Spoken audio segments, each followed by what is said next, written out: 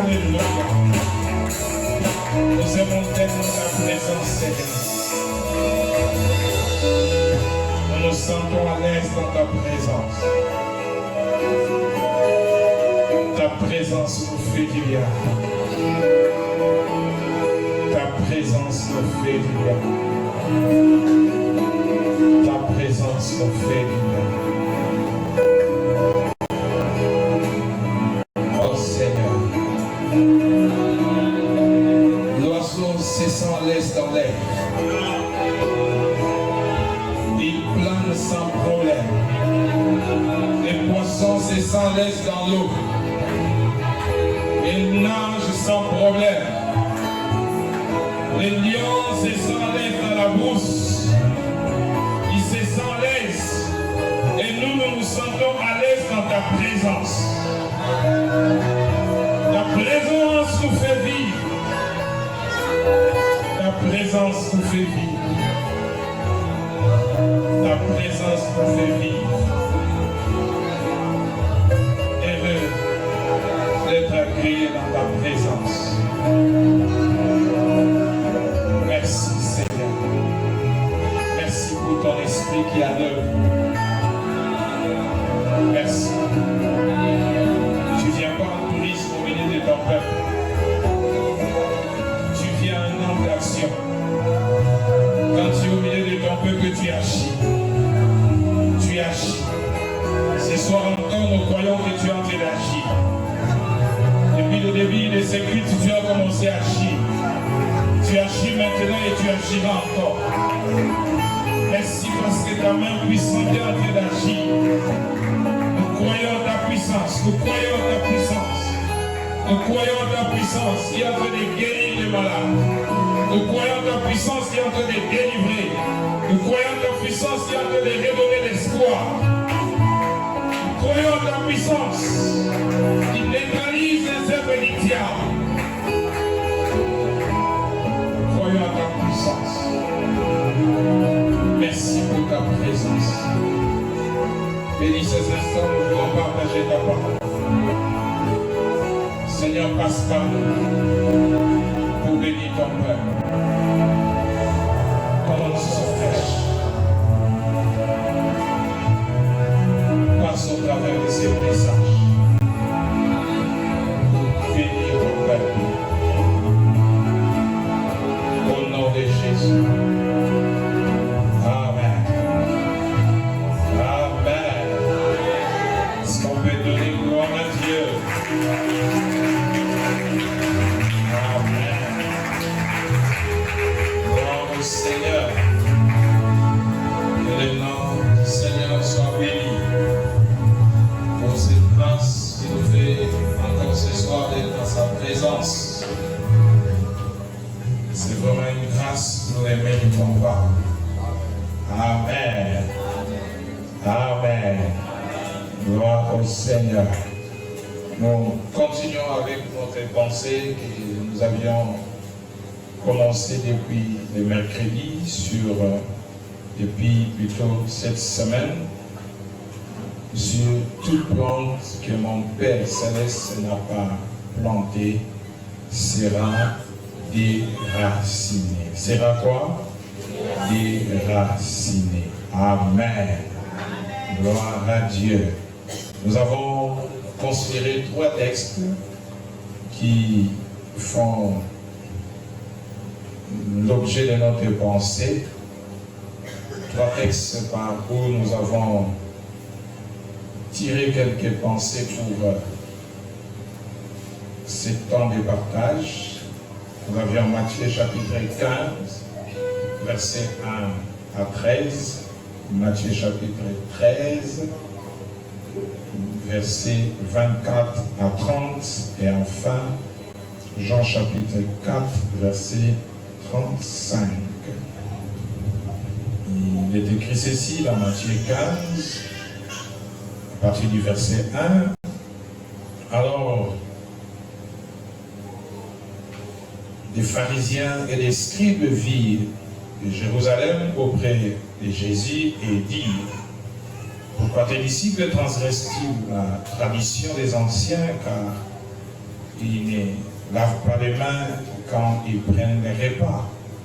Il leur répondit, et vous, pourquoi transgressez-vous les commandements de Dieu au profit de votre tradition? Car Dieu a dit, honore ton père et ta mère, et celui qui maudira, car Dieu a dit, plutôt celui qui maudira son père ou sa mère sera puni de mort. Mais vous, vous dites, celui qui dira à son père ou à sa mère, c'est donc j'aurais pu assister à une offrande à Dieu, n'est pas tenu d'honorer son père ou sa mère. Vous annulez ainsi la parole de Dieu au profit de votre tradition. Hypocrite.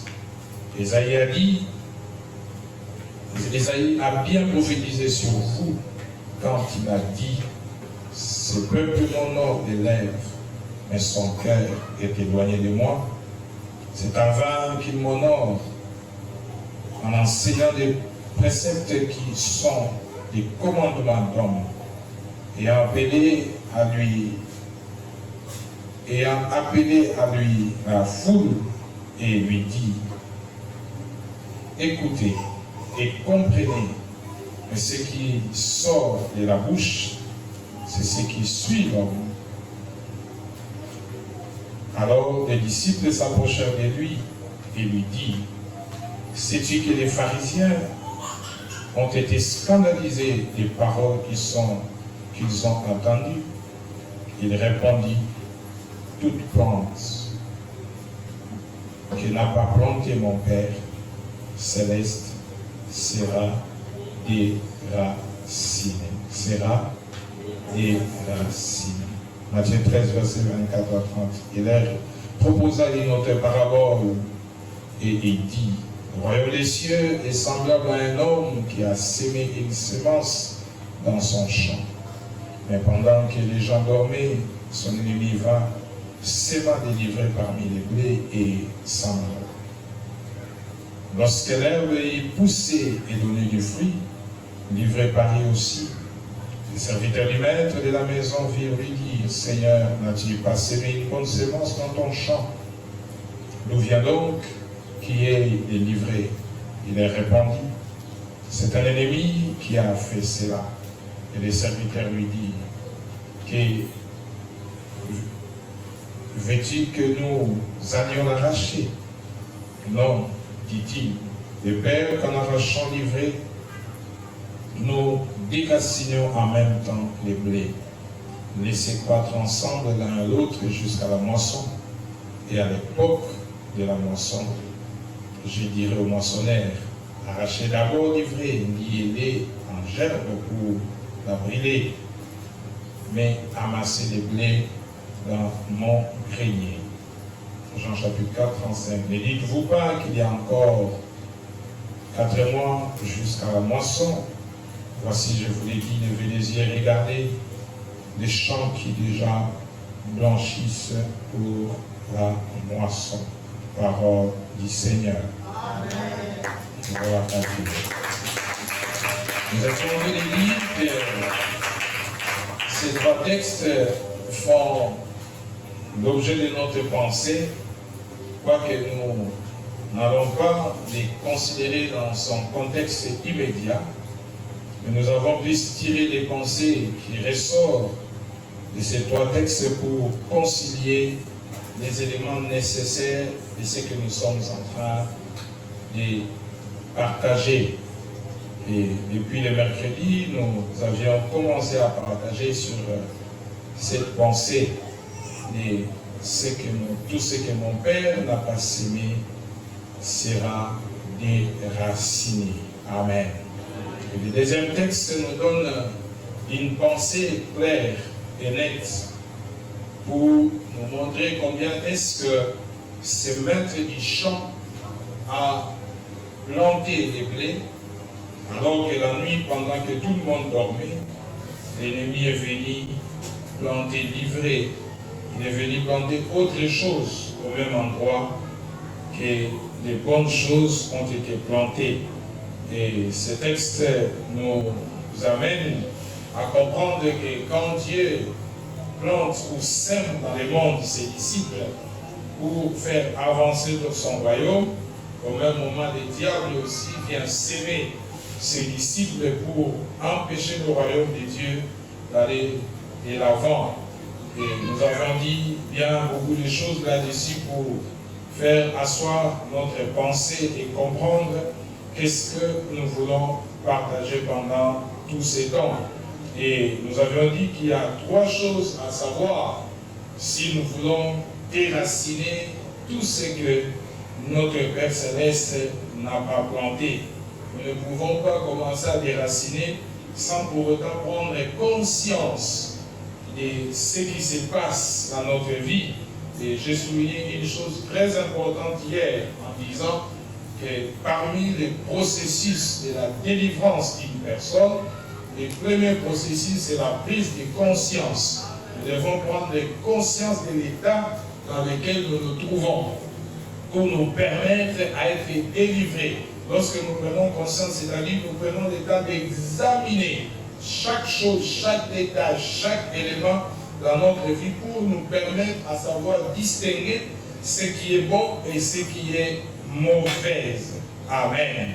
Et c'est par là que nous avions dit qu'il y a 3 choses à savoir pour mieux déraciner tout ce que notre Père n'a pas planté. La première des choses, nous avons dit, nous devons savoir ce que notre Père a planté.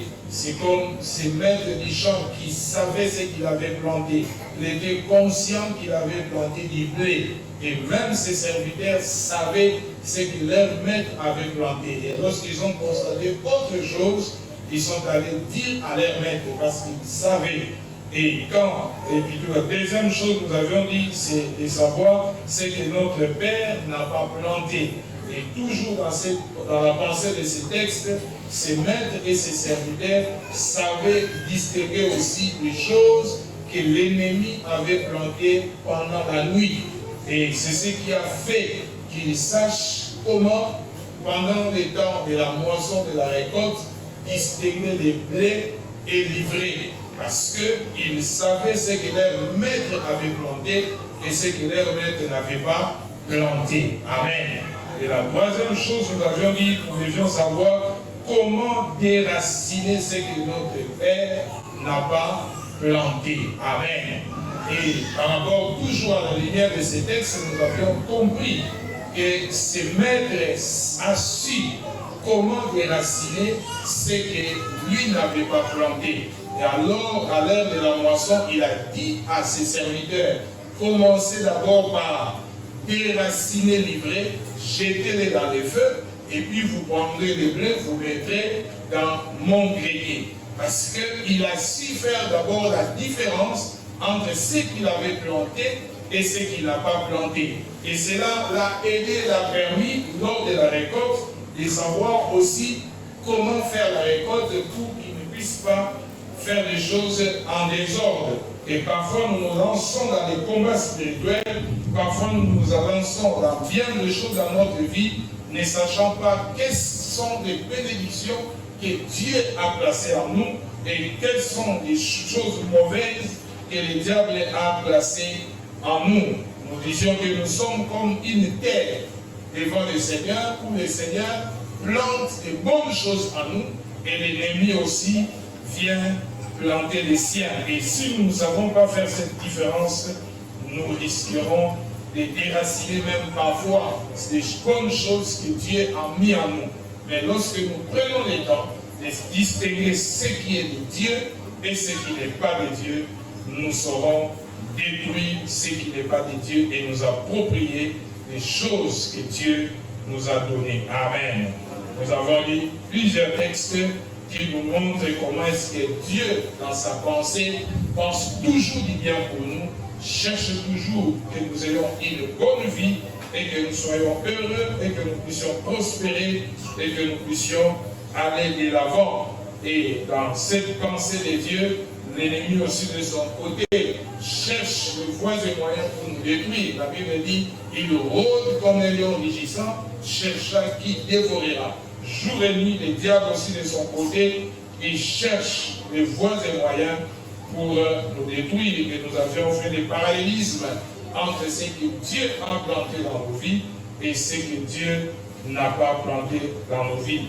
Et déjà à partir d'hier, nous avions commencé à partager sur la troisième chose, à savoir, c'est comment déraciner ce que mon Père n'a pas planté. Comme première chose, hier, nous avions dit la prière. Amen. La prière est un élément qui peut nous permettre de déraciner tout ce que notre Père n'a pas planté. Nous avions donné plusieurs exemples qui nous ont édifiés. Et la deuxième chose, nous avions dit, c'est la parole de Dieu. La parole de Dieu est un élément important qui peut nous aider à déraciner tout ce que notre Père n'a pas planté. Amen.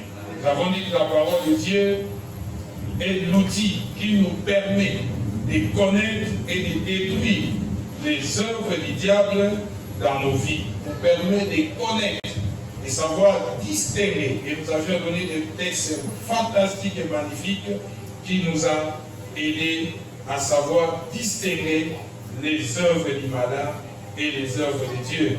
Ainsi, nous avions dit que Jésus a compris cela et s'en est servi pour se défendre face au diable, parce qu'il avait la connaissance de la parole de Dieu.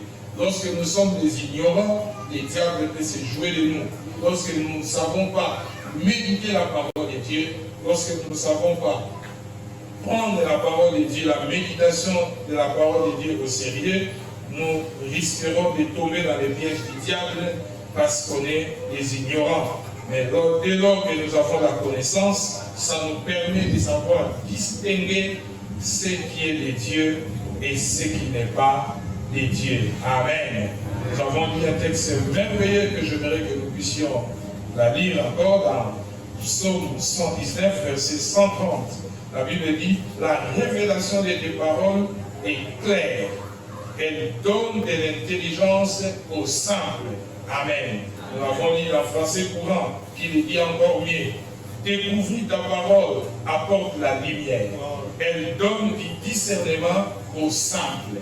Amen. Les paroles vivantes a martelé encore en disant, quand on découvre ta parole, on reçoit la lumière. Par elle, les gens simples deviennent capables de bien juger. Amen. La parole de Dieu nous aide à avoir des jugements clairs, des discernements clairs de ce qui est de Dieu et de ce qui n'est pas de lui. Amen. Est-ce qu'on peut acclamer la parole du Seigneur?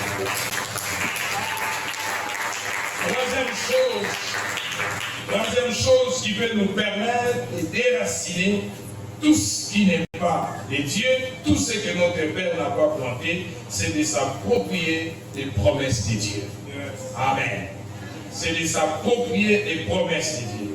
Les promesses de Dieu sont comme de l'adrénaline qui nous donne la force de tenir ferme quand le mal est devant nous. Amen. Quand tout va mal, quand les choses ne marchent pas, quand nous sommes dans l'angoisse, quand nous traversons des moments de malheur, quand les choses semblent être compliquées dans notre vie, quand on se souvient de la parole du Seigneur, l'espoir renaît dans nos cœurs. Amen. L'espoir renaît dans nos cœurs. Parce que parfois, des choses que l'ennemi plante dans nos vies, plante dans nos familles, ça nous entraîne dans les malheurs. Ça nous entraîne dans une vie d'angoisse, dans une vie de tristesse, dans une vie de souffrance, où parfois nous constatons comme si notre avenir devient flou. On ne trouve pas d'issue pour s'en sortir. Mais lorsqu'on se souvient des promesses de l'Éternel dans nos vies, ça nous redonne de l'espoir. On peut espérer encore au meilleur. On peut espérer encore au lendemain. On peut espérer encore au lendemain. Si on peut m'aider à augmenter un peu mon micro, s'il vous plaît. J'aime souvent utiliser mon micro si je n'utilise pas trop proche. Ça peut vous poser des problèmes dans l'enregistrement du son. Amen. Donc les promesses de Dieu sont comme de l'adrénaline qui nous donne la force de tenir quand tout va mal. Quand les choses semblent compliquées. Et lorsqu'on se souvient des promesses de Dieu sur nos vies, ça nous redonne la force. Ça fait renaître l'espoir dans notre cœur. ça nous aide à voir encore notre destinée meilleure. Et c'est un moyen pour nous de se relever, de dire, je peux encore faire quelque chose. Je peux encore aller de l'avant. Alléluia. Alléluia. Psaume 42, verset 5 nous dit, pourquoi t'as bâti mon âme et gémis-tu au-dedans de moi? Espère en Dieu. Car je le louerai encore. Il est mon salut et il est mon Dieu. Alléluia. Alléluia. Quand notre âme s'abat, parce que nous traversons des situations compliquées, souvent nous avions donné les parallélismes entre ce que les pères plantent dans nos vies et ce que l'ennemi plante. Et quand nous subissons des effets ou l'influence des choses que l'ennemi plante dans nos vies, parfois, comme je disais tantôt, ça nous fait perdre l'espoir. Et nous souffrons dedans de nous. Et ici, le psalmiste a constaté que son âme était dans une position de souffrance, que son âme était en train de s'abattre au-dedans de lui, par rapport aux circonstances qu'il traversait. Et il rappelle à son âme, il parle à son âme, il fait renaître l'espoir dans son âme. Et les promesses de Dieu viennent aussi comme de l'adrénaline qui fait renaître l'espoir dans notre cœur. Alléluia. Alléluia. Les hommes se disent, mon âme, pourquoi t'as bâti? Pourquoi gémis-tu au-dedans de moi? Espère en Dieu. Alléluia. Espère en Dieu. Parole de vie nous le dit encore plus, il dit, pourquoi me décourager? Il se pose la question lui-même. Pourquoi me décourager? Pourquoi me plaindre? Pourquoi me plaindre de ma vie? Il avance en disant, il vaut mieux compter sur Dieu. Amen. Alléluia. Il dit, pourquoi me décourager? Pourquoi me plaindre de ma vie? En d'autres termes, il voulait dire, je n'ai pas le droit de me décourager. Je refuse de me décourager. Quoi que les situations que je traverse, quoi que les choses qui m'arrivent dans la vie, quoi que les portes qui sont fermées devant moi, je ne vais pas me décourager. Il parle à son propre âme. Il n'explique pas ça à quelqu'un. Il ne vient pas expliquer au pasteur. Il n'explique pas à un prophète. Mais il est en train de se parler lui-même. Il parle à son âme. L'âme était en train de chercher à se décourager. Il dit, pourquoi me décourager? Pourquoi me plaindre sur ma vie? J'ai une chose à faire. Une chose à faire. Je vais compter sur Dieu. Alléluia. Je vais dire à quelqu'un ce soir de compter sur Dieu. Ne compte pas sur les plans du gouvernement. Ne compte pas sur les budgets que présente le gouvernement. Ne compte pas sur ton oncle et sur ta mère. Ne compte pas sur ton père. Ne compte pas sur un député ou un ministre que vous avez dans la famille. Compte sur Dieu. Dieu ne déçoit jamais. Les hommes peuvent nous décevoir. Les politiciens peuvent nous décevoir. D'ailleurs, ils nous ont déçus jusqu'à fatiguer d'être déçus. Alléluia. Amen. Mais Dieu ne déçoit jamais. Et le psalmiste a compris. Il dit, je préfère compter sur Dieu. Je vais encore le remercier. Lui est mon sauveur et mon Dieu. Il n'a pas encore vu, mais le courage, l'espoir qu'il fait renaître dans son cœur, il dit, malgré ma situation, je vais le glorifier. Je vais le glorifier parce que c'est lui mon sauveur. Il me fera sortir de cette situation. Il me délivrera de cette situation. Voilà pourquoi je vais compter sur lui. Je n'ai pas à me plaindre. Parce qu'il y a des gens qui aiment se plaindre, qui expliquent leurs problèmes à tout le monde. Le temps tu veux prendre de prier, tu perds ce temps à expliquer à quelqu'un qui est incapable de te donner la solution. Les temps où tu peux entrer en retraite pour te concentrer sur ton problème, tu le perds en expliquant à un oncle qui demain va mourir et sera incapable de donner la solution à ton problème. Il y a des gens qui aiment se plaindre. Ils se plaignent tout le temps. Ils veulent que tout le monde connaisse leurs problèmes. Même si vous ne lui posez pas la question, lui-même déjà, il a une attitude qui vous pousse à lui poser la question, qu'est-ce qui ne va pas? Donc, il vous donne l'occasion de lui poser la question. Quand il vous voit, c'est là, il fait comme ça. Parce qu'il sait que s'il fait ça, vous allez lui poser la question, mon frère, qu'est-ce qui ne va pas? Et tu lui donnes l'occasion pour commencer à t'expliquer. Moi, là, que tu vois là, je suis sorti d'une famille pauvre, la famille la plus pauvre de Manassé. Je suis le plus petit de ma famille. Je ne suis rien. Hey! Compte sur Dieu. Place la confiance en Dieu. Qu'est-ce que Dieu a dit sur ta vie? Quelles sont les promesses que Dieu t'a faites? Tourne tes regards à ce que Dieu t'a dit. Espère l'Éternel. Espère l'Éternel. Espère l'Éternel. J'aime. Jérémie dans ses lamentations. Lamentation 3, verset 21-26. Il dit, voici ce que je vais repasser dans mon cœur. Ce qui me donnera de l'espérance. Donc il a fini par comprendre que c'est inutile de me lamenter. Je dois faire repasser dans mon cœur. Il dit, voici ce que je vais repasser dans mon cœur. Ce qui me donnera de l'espoir. Les bontés de l'Éternel ne sont point épuisées. Ses compassions ne sont pas à leur terme. Elles se renouvellent chaque matin. Oh, que ta fidélité est grande. L'Éternel est mon partage. Dis en mon âme, pourquoi veux-tu? C'est pourquoi je vais espérer en lui. L'Éternel a de la bonté pour ceux qui espèrent en lui. Pour l'homme qui les cherche, il est bon d'attendre en silence les secours de l'Éternel. Alléluia. Alléluia.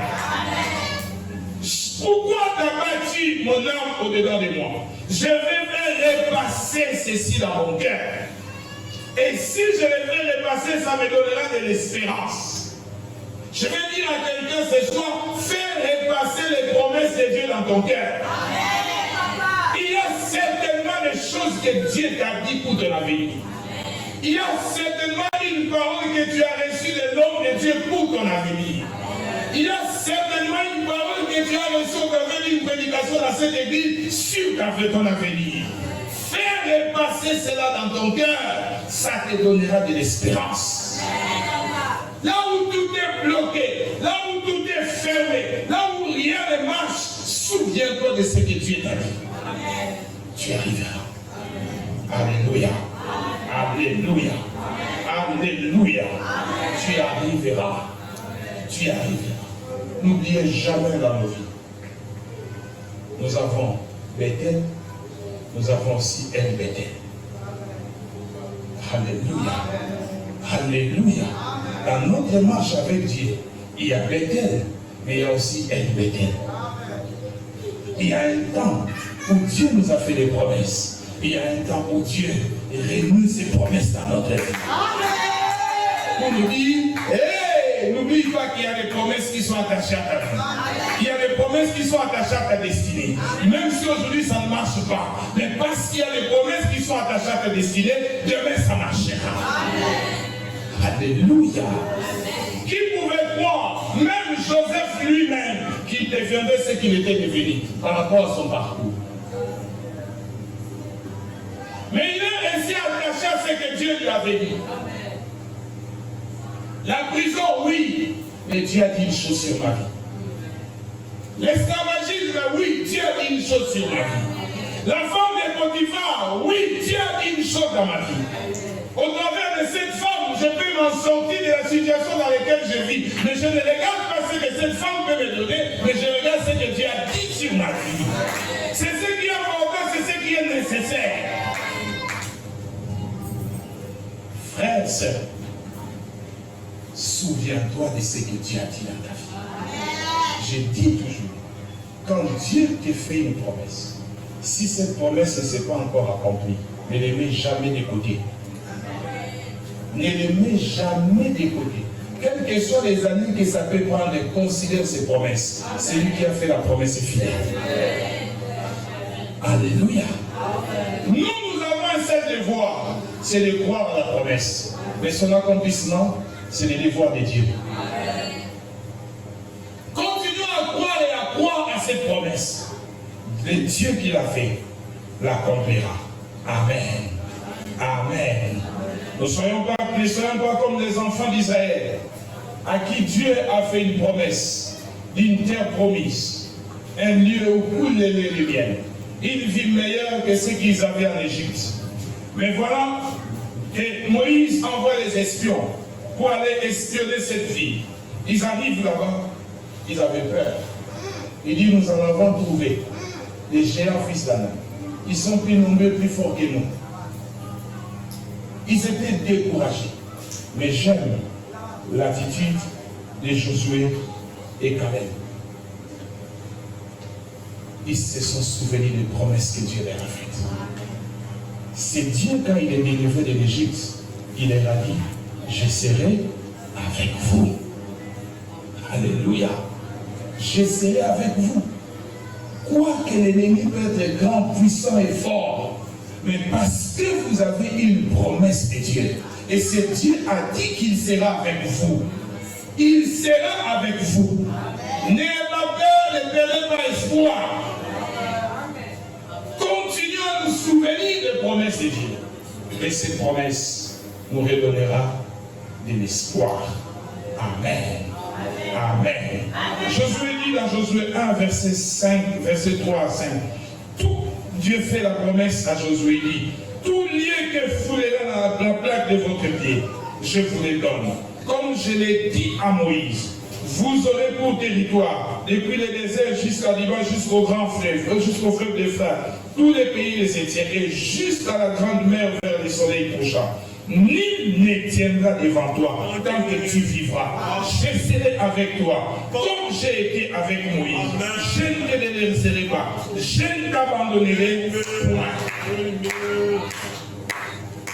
Ces espions ont oublié cette promesse. Ils étaient rentrés tremblotants parce qu'ils ont trouvé les géants plus forts, plus grands qu'eux, alors qu'ils avaient une promesse de Dieu. Dieu leur a fait cette promesse. Tout lieu qui foulera la plaque de votre pied, je vous en donne en possession. C'est-à-dire, lorsqu'il donne en possession, même ceux qui occupent ces pays sont sous votre possession. Alléluia. Sont sous votre possession. Ils deviennent faibles, incapables de vous tenir. Alléluia. Dieu, à cause de ses promesses, est capable de te donner ce qui ne t'appartenait pas. Il est capable de prendre ce qui appartenait aux autres pour te les donner. Parce qu'il veut être fidèle à sa promesse. Dieu, pour accomplir sa promesse dans ta vie, il est capable de tuer 1000 personnes pour que toi, tu entres dans ta promesse. Dieu, pour accomplir sa promesse, il est capable de limoger les gens dans l'entreprise pour qu'on renouvelle les gens afin que toi, tu entres. Dieu est capable de pousser quelqu'un à mettre une graffe à l'entreprise pour qu'on le limoge et que toi, tu prennes sa place. Tout est possible avec Dieu. Mais pourvu que tu restes attaché aux promesses que Dieu t'a faites, quel que soit le temps, quelle que soit la durée, ne perds pas espoir. Ne perds pas espoir. Continue à compter sur Dieu. Continue à espérer à Dieu. Car celui qui a fait la promesse est fidèle. Celui qui a fait la promesse est fidèle. Quatrième chose qui peut nous permettre de déraciner tout ce que notre Père n'a pas planté, c'est être au service de Dieu. C'est lorsqu'on sert Dieu, lorsqu'on est à son service, lorsqu'on contribue à l'avancement de son royaume, lorsqu'on contribue à l'avancement de son œuvre, Dieu ne nous laisse jamais avec des choses que les diables cherchent à nous nuire. Il vient toujours à notre secours et il contredit notre ennemi. Nous avons l'exemple de Zacharie. La Bible dit dans Luc chapitre 1, verset 5 à 15. La Bible dit ceci, je vais juste faire une lecture quand vous pouvez le noter. La Bible dit, tous étaient justes devant Dieu, observant d'une manière irréprochable tous les commandements de Dieu et toutes les ordonnances du Seigneur. Or, pendant qu'il s'acquittait de ses fonctions devant Dieu, selon Dieu et les tours de leur classe, il fit appeler par les sorts, d'après les règles du sacerdoce, à entrer dans les temples du Seigneur pour offrir des parfums. Toute la multitude du peuple était dehors en prière, à l'heure du parfum. Alors, un ange du Seigneur apparut à Zacharie et s'est mis devant, à la droite de l'autel du parfum. Zacharie fut troublé en le voyant, et la frayeur s'empara de lui. Mais l'ange lui dit, ne crains point. Je viens dire à quelqu'un ce soir, ne crains point. L'ange lui dit, ne crains point, Zacharie, car ta prière a été exaucée. Ta femme, Élisabeth, t'enfantera un fils, et tu lui donneras les noms des gens. Il sera pour toi un sujet de gloire et un sujet de joie et d'allégresse.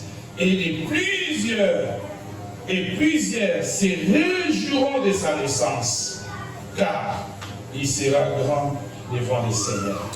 Amen. Amen. La Bible dit pendant que Zacharie était au service. Mais un élément important, la Bible dit les deux, l'homme et la femme, craignaient le Seigneur. Alléluia. Ils craignaient le Seigneur. C'est-à-dire, ils n'étaient pas n'importe quel serviteur. Ils étaient des serviteurs intègres qui servaient Dieu dans l'intégrité. Parce que servir Dieu et servir Dieu dans l'intégrité, c'est deux choses différentes. Il y a des gens qui servent Dieu comme des mercenaires. Ils vivent dans les péchés. Ils vivent dans toutes sortes de choses sales. Mais ils continuent à servir Dieu. Mais il y en a aussi des ceux qui servent dans l'intégrité, qui craignent Dieu, qui vivent dans la sanctification et qui servent le Seigneur. Et ce sont ceux-là que Dieu prend en charge. Amen. Alléluia. Que Dieu prend en charge. Ils servaient Dieu dans l'intégrité, l'homme et la femme. Et pendant qu'il était dans le service, que le Seigneur vient le visiter. La Bible dit que sa femme était stérile. Elle n'avait pas d'enfant. Et ils ont vécu cela pendant longtemps et plusieurs années. Dieu vient le visiter. Il donne à Élisabeth un enfant. Et quand la bénédiction de Dieu vient, ça ne sera pas n'importe quelle bénédiction. La Bible dit de cet enfant, il sera un sujet de joie et d'allégresse. Et il sera grand. C'est la bénédiction de l'Éternel qui enrichit et il a fait suivre le cœur chacun. Quand c'est Dieu qui bénit, c'est une bénédiction qui réjouit votre cœur. C'est une bénédiction qui se voit aux yeux de tout le monde. Et ça devient un sujet de gloire pour le Seigneur. Zacharie était au service. C'est dans le service que le Seigneur vient le visiter. Pendant qu'il servait Dieu, Dieu vient ôter la stérilité qui régnait dans son foyer. Dieu vient ôter la stérilité qui régnait dans son couple. C'est lorsqu'on est au service de Dieu que Dieu s'en charge de nous. Que Dieu nous bénit. Que Dieu nous visite. Nous avons l'exemple d'Ézéchias, qui lui aussi a servi Dieu. Dans Deutéronome chapitre 20, verset 1 à 7, qui lui aussi a servi le Seigneur. Voilà qu'il tombe malade. Et cette maladie le conduisait à la mort. Il dit à Dieu, souviens-toi de tout ce que j'ai fait pour toi. Pendant ces temps de prière, quels sont les souvenirs que Dieu a de toi? En quoi est-ce que Dieu peut se souvenir de toi? sur base de quel élément Dieu peut se souvenir de toi? Qu'est-ce que tu as donné à Dieu comme service? Ézéchias a eu le courage de dire à Dieu, alors une parole était déjà sortie de son prophète, que cette maladie te conduira à la mort. Il dit, je vais déraciner la mort pour planter la vie. Et il amène Dieu à ouvrir son livre de souvenirs. Parce que sur le bureau de Dieu, il y a deux livres. Il y a les livres de vie et les livres de souvenirs. Les livres de vie, c'est lorsque nous donnons notre vie au Seigneur, nos noms sont inscrits dans les livres de vie. Mais il y a aussi les livres de souvenirs où Dieu écrit tout ce que nous faisons pour son œuvre. Ézéchias, qu'on lui dit, ouvre ton livre de souvenirs. Lis un peu là où se trouve mon nom. Souviens-moi de ce que j'ai fait. La Bible dit, les prophètes n'avaient pas encore terminé la cour, n'étaient pas encore sortis de la cour. Le Seigneur lui dit, rentre, va dire à mon serviteur, il ne mourra pas. Au-delà de ce qu'il a comme espérance de vie, j'ajoute encore Dieu se souviendra de quoi à ton sujet. Frères et sœurs, lorsque nous avons l'occasion de servir les Seigneurs, servons-les. Lorsque nous avons l'occasion de donner le meilleur de nous-mêmes, donnons-les. Lorsque nous avons l'occasion de donner toute notre intelligence pour l'avancement de Dieu, faisons-les. Quand Dieu nous donne l'occasion de les servir, consacrons-nous à ces services. Donnons le meilleur de nous-mêmes. C'est de ça que Dieu va se souvenir de nous. Pour nous faire sortir du malheur, pour nous faire sortir des souffrances. C'est de ces services que Dieu va se souvenir de nous. Alléluia. Si Ézéchias n'avait rien fait, il rappellerait quoi à Dieu? Il rappellerait quoi à Dieu? Pendant ce temps de prière, qu'est-ce que tu vas rappeler à Dieu? Qu'est-ce que tu vas rappeler à Dieu? Parce qu'il y a aussi que nous aussi nous puissions donner.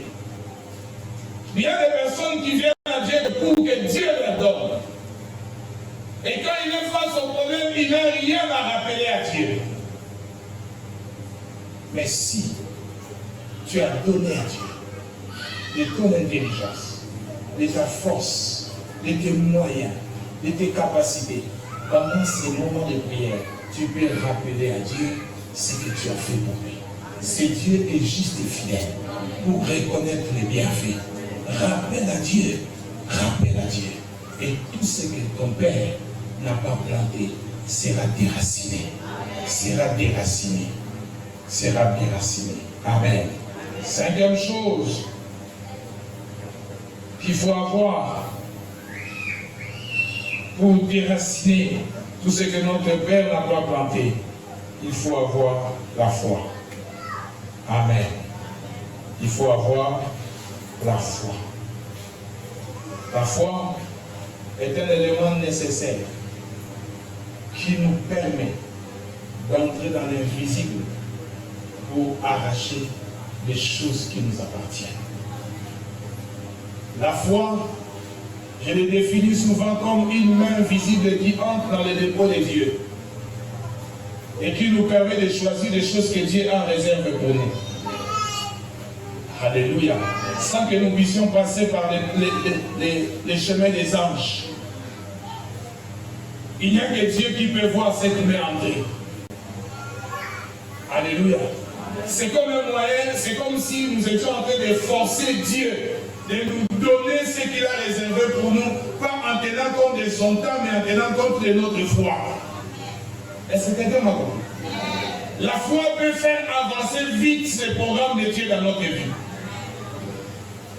Les choses que Dieu avait réservées que tu peux dans 10 ans, par la foi, il peut te les donner dans 2 ans. Alléluia. Alléluia.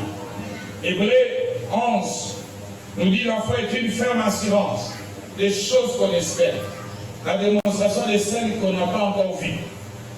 Parole de vie nous le dit encore mieux. La foi, c'est croire en Dieu. La foi, c'est croire en Dieu.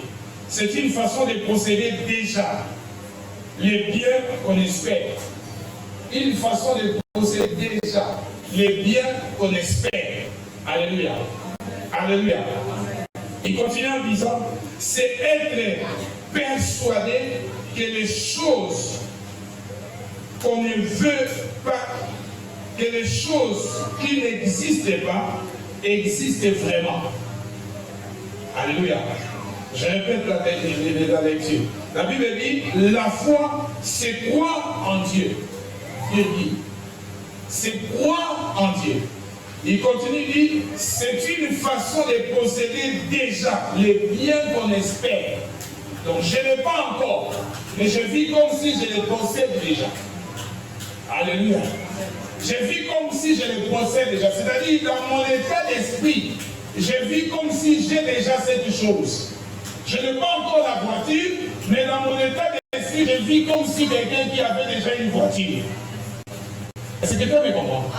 Je n'ai pas encore une maison, mais dans mon état d'esprit, je vis comme si quelqu'un avait une personne qui avait déjà une maison. C'est-à-dire, l'état d'être locataire ne m'angoisse pas, parce que je sais que bientôt, très bientôt, j'aurai ma maison.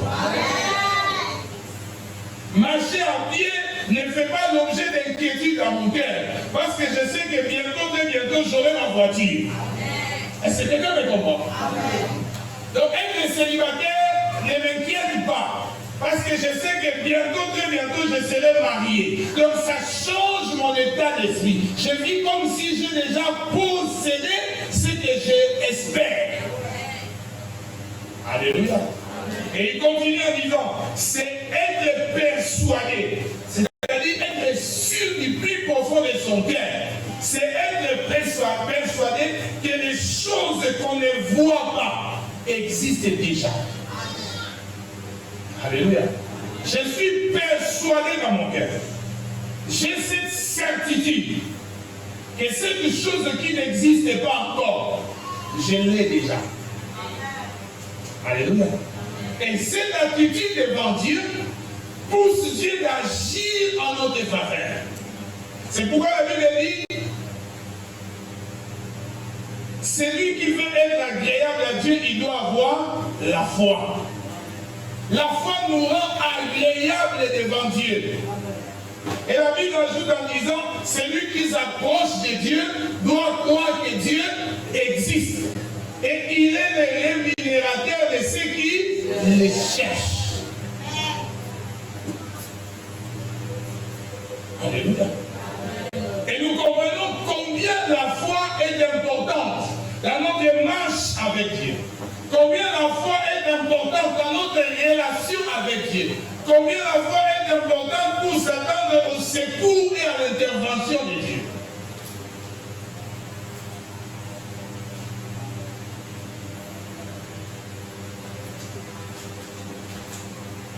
La foi, c'est la réalisation des choses qu'on espère et la conviction de celles qu'on ne voit pas. Moi, je définis la foi comme une tranquille confiance à un Dieu réel. Donc, quelqu'un qui a la foi ne s'agite pas. Alléluia. C'est ma manière de définir la foi. Comme une tranquille confiance à un Dieu réel, tout puissant et proche, quoique invisible. Je définis aussi la foi comme une merveilleuse assurance en Dieu. Quelqu'un qui a la foi ne s'agite pas. Il est calme. Alléluia. Je vois un peu l'attitude de ce maître du chant. Quand ses serviteurs viennent lui dire, mais nous avons constaté autre chose plantée dans les champs que ce que tu avais planté. Devons-nous le déraciner? Il était tranquille. Il dit non, non, non, non, non. Ne faites pas ça maintenant. Attendez la moisson. Quand la moisson viendra, on saura faire la différence. Un homme de la foi ne s'agite pas. Parce que les païens montent moi aussi je dois fournir le nom. Je ne fais la course avec personne. Je m'attends à mon Dieu. Je sais que même si les chronos peuvent passer, mais il y a un kairos. Le temps de Dieu est là pour moi. Je ne cours pas par rapport au temps de tout le monde. Parce que je ne suis pas tout le monde. Je suis particulier. Je suis une personne différente. Dieu m'a créé seul sur cette terre et je ne me comparais à personne. Et je ne voulais jamais devenir une autre personne. Ce que je sais en tant qu'enfant de Dieu, je ne vis pas dans les chronos, je vis dans les kairos. Il y a un temps que Dieu a réservé pour moi.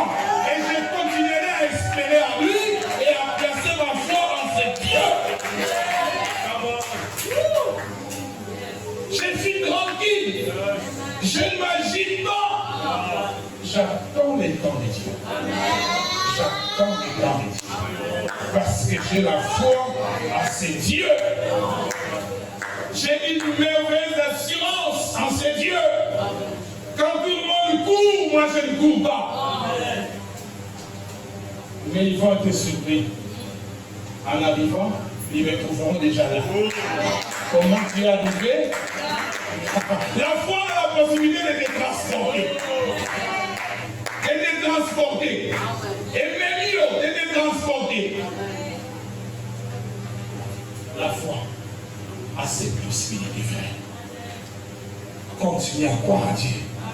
Continue à faire confiance à l'excellence, en Seigneur, en Dieu. Tout est possible à ces dieux. Amen. Amen. Amen. La foi est une tranquille confiance en Dieu. À un Dieu créé, à un Dieu tout-puissant, à un Dieu proche. Quoi que tu vives, quoi qu'il se passe dans ta vie, fais confiance en Dieu.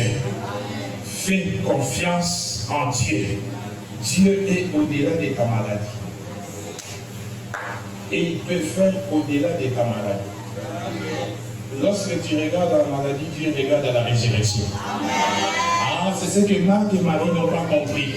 Et le Seigneur Jésus leur rappelle, il dit, quand j'étais avec vous, qu'est-ce que je vous ai dit? Si vous croyez, vous verrez la gloire de Dieu. Ma gloire ne se montre pas dans les petites choses de guérison des malades. Ma gloire se montre dans la résurrection. Quelqu'un qui a la foi, il ne s'attend pas des petites choses. Quelqu'un qui a la foi s'attend des grandes choses. C'est pourquoi souvent moi je dis à Kisantou, il m'arrivera un temps où je vais construire un aéroport. Parce que je veux m'acheter des avions. Il faudrait un aérodrome où je serai en train de poser mon avion. Arrivera aussi un temps où j'achèterai des trains. Comme il y a des rails à Kisantou, on va dérailler les rails pour entrer dans ma parcelle. Quand je viens avec mon train, j'entre dans ma parcelle. Donc je crois des choses que tout le monde ne peut pas croire. C'est ça une personne de la foi. Il ne faut pas croire à ce que tout le monde croit. Ça, ce n'est pas la foi. Tout le monde peut s'acheter une voiture. Comment je peux placer ma foi en achetant une voiture? Non, il faut que je place ma foi en avion. C'est quelque chose qui est difficile pour tout le monde.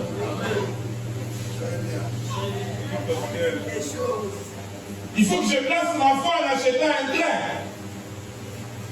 Parce que c'est quelque chose qui est difficile pour tout le monde. Il n'y a que l'État qui peut avoir un train. Et si moi, l'individu, j'ai un train, c'est que je passe le niveau. Je deviens aussi comparable à l'État.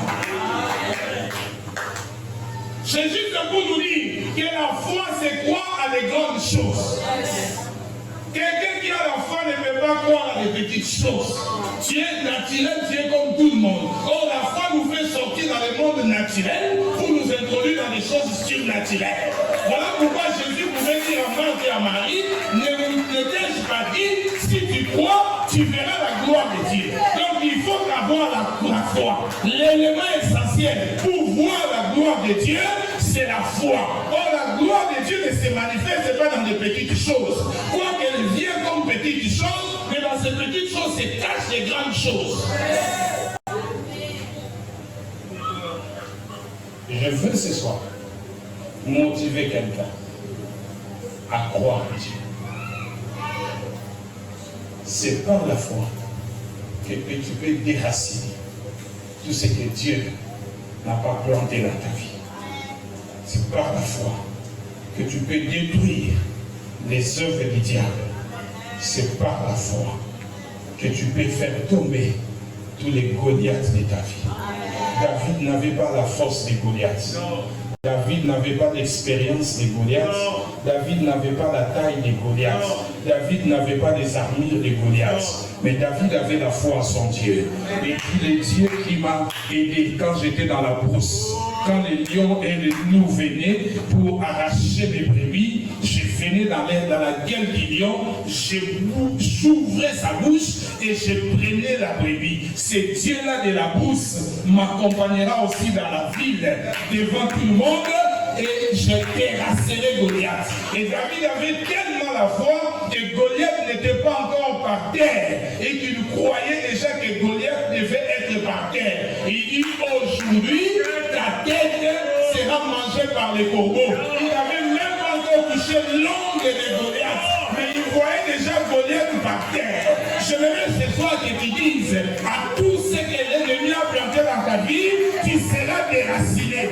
Tu seras déraciné. Pas par ma force, pas par ma puissance, par ainsi dit l'Esprit de l'Éternel. Tu seras déraciné.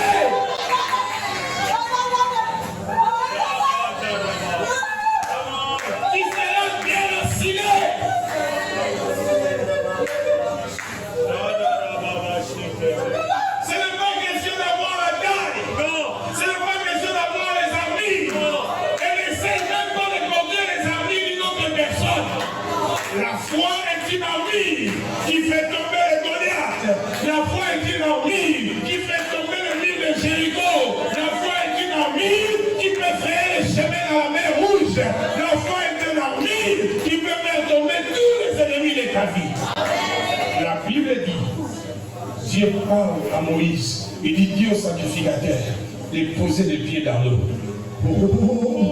De poser les pieds dans l'eau. Dieu voulait voir la foi des sacrificateurs. Dieu avait la possibilité de dire à l'eau de s'effrayer. L'eau allait s'effrayer, les chemins pouvaient s'effrayer. Mais il dit non, je ne vais pas les faire seuls. Il faut que je les fasse avec eux. Il faut qu'ils manifestent leur foi. Et il dit, vous regardez le fleuve ici. Il dit, mettez les pieds dans l'eau. Dès que vous mettez les pieds dans l'eau, l'eau s'ouvre. Je vais dire à quelqu'un, mets les pieds dans l'eau. Et comment ça s'est passé? Plus il mettait les pieds, plus l'eau s'ouvrait. Plus il mettait les pieds, plus les chemins s'ouvraient. Plus il mettait les pieds, plus les chemins s'ouvraient. Aussi longtemps que tu ne mettras pas les pieds, tu n'iras pas loin.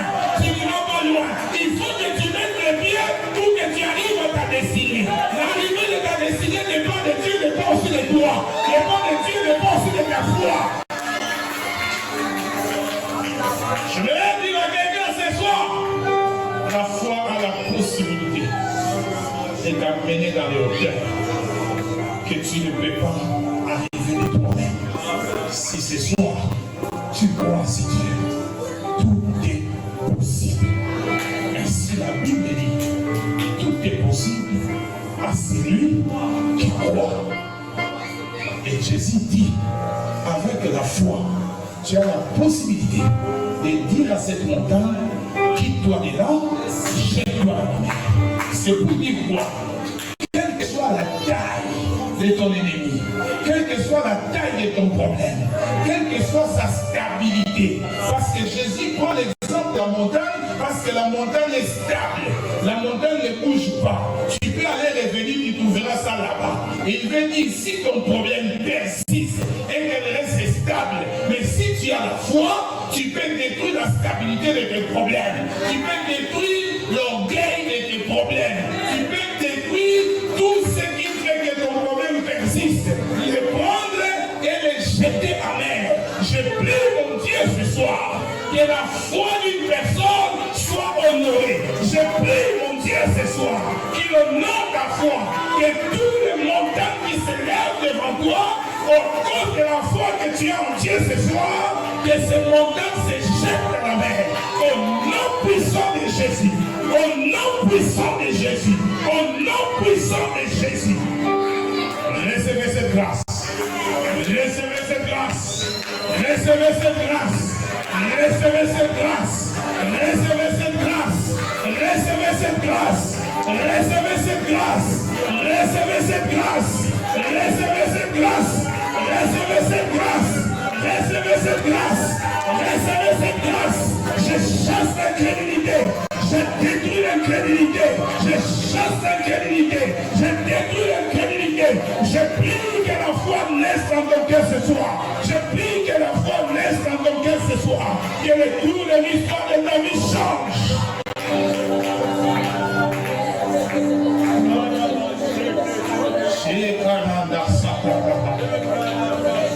Les jours où David a manifesté sa foi, c'est les jours où le cours de l'histoire de sa vie a changé. La Bible dit, les femmes allaient derrière lui et ils chantaient. Et ils chantaient. Saoul a tué 1000. David a tué 10 000. Saoul a tué 1000. David a tué 10 000. Parce qu'il venait de manifester sa foi face à Goliath. Si c'est toi qui manifeste ta foi, l'histoire de ta vie changera. L'histoire de ta vie changera. L'histoire de ta vie changera. Car la foi a la possibilité d'ouvrir les portes fermées. La foi a la possibilité de t'introduire dans les cours des camps. La foi a la possibilité de t'accorder des choses que tu ne peux pas prendre de ta propre force. La foi a la possibilité de t'amener dans les hauteurs. La foi a la possibilité de t'introduire dans ta destinée. La foi a la possibilité de te donner la victoire contre tes ennemis. La foi a la possibilité de faire tout dans ta vie. Ce soir, si tu crois, tu verras la gloire de Dieu.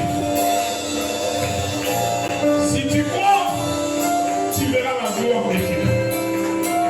Je prie que Dieu honore ta foi ce soir. Est-ce que tu peux te lever, prier avec nous? Est-ce que tu peux te lever, prier avec nous? Seigneur, les prières de où? Où à genoux? Où à genoux? Tu peux te lever. Commence à prier. Commence à prier. Je prie que Dieu honore ta foi. Je prie que Dieu honore ta foi. Je prie que Dieu honore ta foi. Je prie que Dieu honore ta foi. Je prie que Dieu honore ta foi. Je prie que Dieu honore ta foi. Je prie que Dieu honore ta foi.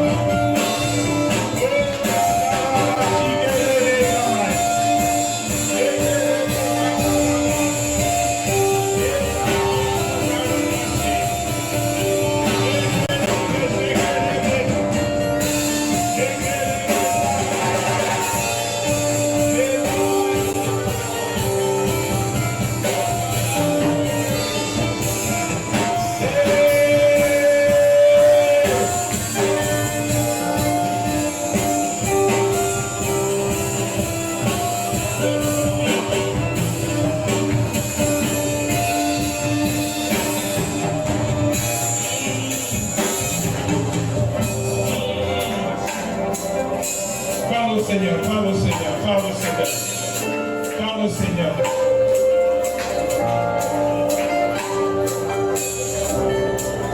Alléluia. J'espère encore ce soir. Dis à Dieu, j'espère encore ce soir. J'espère encore ce soir. Je fais dépasser dans mon cœur toutes les promesses que tu m'as faites. J'espère encore ce soir. J'espère encore ce soir. J'espère encore ce soir. Seigneur, souviens-toi de tous les services pour l'avancement de ton royaume. Souviens-toi, souviens-toi, souviens-toi, souviens-toi. Parle au Seigneur, parle au Seigneur, parle au Seigneur.